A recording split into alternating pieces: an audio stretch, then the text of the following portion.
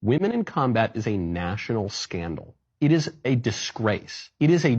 On this episode of why people who never served in the military should shut the fuck up about what goes on in the military. I'm going to give you a little bit of a history lesson on women in combat. Starting off with the American Revolution, we have Deborah Sampson.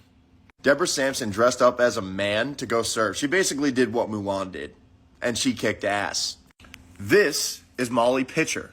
Molly Pitcher's husband got killed while operating a cannon during the American Revolution, so she manned the cannon herself and started absolutely murking some Brits. I'm sorry, can you read this number for me? More than 400 women disguised themselves as men and fought in the Union and Confederate armies during the Civil War? Not to mention all the women who were nurses that were running up and down the battlefield during the firefights to get the wounded out of there. Now, every Marine knows who this woman is. Opha May Johnson, the first woman Marine to enlist in 1918.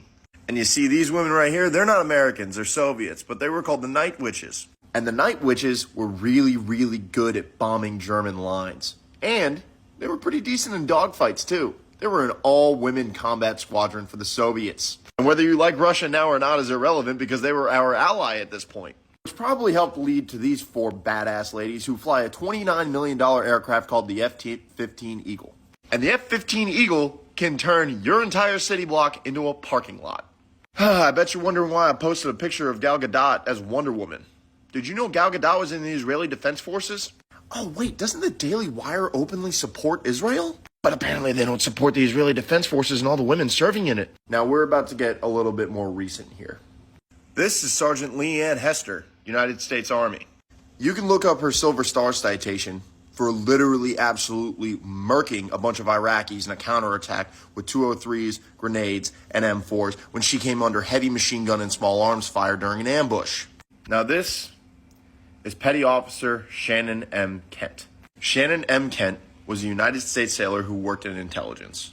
She was attached to special operations units like SEALs. On January 16, 2019, she was killed in action in Syria. She had previously deployed to both Iraq and Afghanistan, attached to SEAL teams, and was their support team.